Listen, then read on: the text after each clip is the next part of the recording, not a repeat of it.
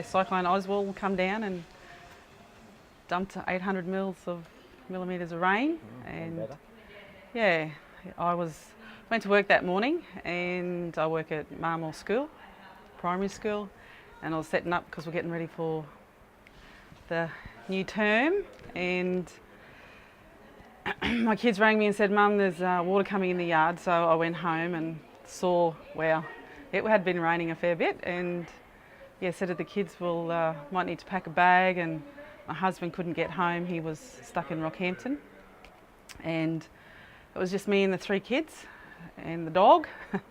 So we're watching the water rise, and we've got a treadmill in the carport, and we're trying to lift it up. We've got it 4 bricks high, and got to the point and I said, that's it kids, just stop and get an overnight bag just in case, and walk them back over to our neighbour's house, and we seek refuge there. The water was about knee height when the kids walked through it, and they were pretty stressed and upset, crying, and they were carrying the dog out. And then my neighbour said, do you need to get stuff up? I never thought to pick stuff up inside the house. I said, no, I'll be right, it's okay. So we went down back to our house and picked up a TV. We had strangers that was stranded in their car on the highway, and they'd come in my front door, and I'm like, are you guys right? Do you need a hand? Can we help you? And they said, no, we've come to help you. And I said, I don't know, pick up the TV. So they picked up the TV and a few things, and picked up some albums, and then by the time we walked out and shut the door, the water was coming in the back door. And it all come down from the hills, the sky, and so we walked over to my neighbour's place and watched my house go under, and I'm sorry. All over, glad you're over.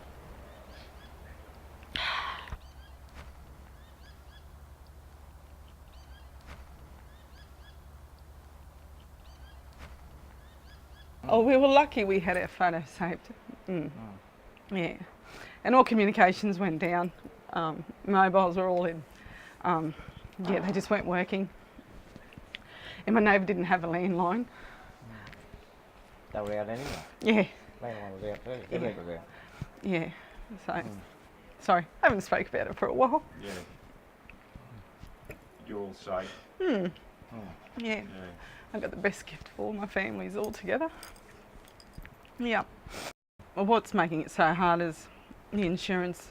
We had the assessor come, and he said that we'd be covered because it was a catastrophe, as the government called it, and now they've pulled out and they're not giving us anything. So we've only just moved back into our house, about 4 months.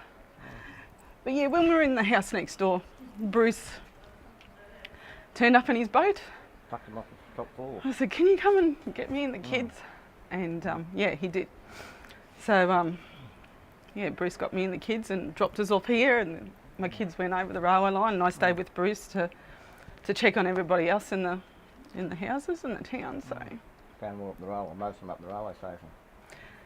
They had to cut the back fences, the railway fences. That's where Bruce lives, up that way. Go and get a couple of blokes and take them down the caravan park. He had to go and get his cat out of his caravan half under the water, and he had to go and get a bit of tucker and whatever he could find. But all he was worried about was his cat. I knew the same as Carey's. The water just kept coming up, and lucky I had a mate, Nathan Best, was with me that day because he couldn't get home. He lives out the Yearlam. And I had a heap of milk crates at home. I was just lifting up freezers and fridges and packing them up off the ground. But after about 2 hours, we just give up in the end. And so my neighbours, Brockies, they were in town. They couldn't get here, so the roads were cut off. They were stuck in town for 3 days, I think it was, or something. So I had 2 hours to look after, pulling off pumps and trying to save gear, electrical stuff and that. Yeah, and sort of, once we give up in the end, the mate and I give up, bloody chasing the water up, so the boat was floating in the yard, so we got in it and started running around town then, just to make sure everyone was alright, or anyone needed a hand or anything.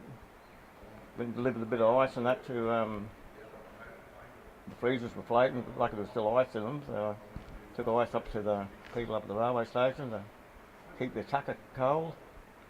Took a bit of meat and stuff up, what was in my freezer, because it was getting dumped anyway, because it would have been all thawed out the next day and gone rotten.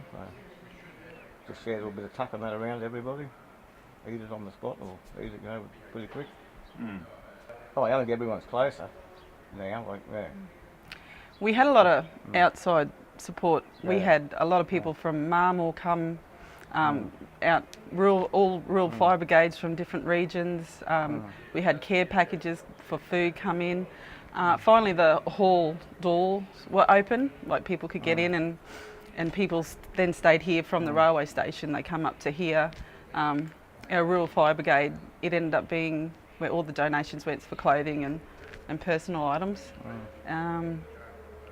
Yeah, Manley came and volunteered heavy machinery, Max Fletcher and James Wetzler and Tracy, and for me a positive out of that, the only way we could thank everybody, my husband and I, we nominated Manley and Bajul community for a Regional Achievement and Community Award, and over 190 people applied and we were in the top 10. And yeah, so we got into the semi-finals and we feel that we've won because we're just blown away by it, and yeah, it was good to, that's a positive I've got. Yeah, just can't thank people enough.